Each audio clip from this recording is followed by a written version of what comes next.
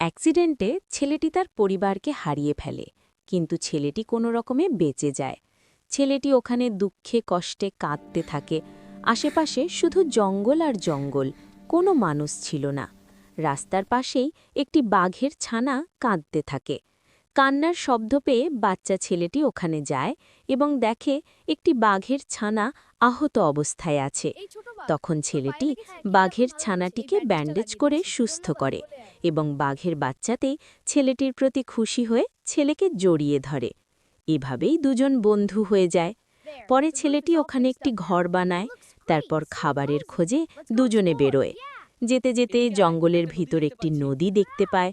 নদী থেকে বাঘের বাচ্চাটি মাছ ধরে ছেলেটিকে দেখায়। পরে ছেলেটি মাছ পোড়ানোর জন্য আগুন জ্বালায় এবং মাছটি পুড়ে দুজনে মিলে মজা করে খায়। খাবার শেষে দুজনেই ওখানে ঘুমিয়ে যায়। পরের দিন আবার দুজনে ওই নদীতে যায় এবং দুজন মিলেই মাছ ধরে। এভাবে দুজনে খুব ভালো বন্ধু হয়ে ওঠে।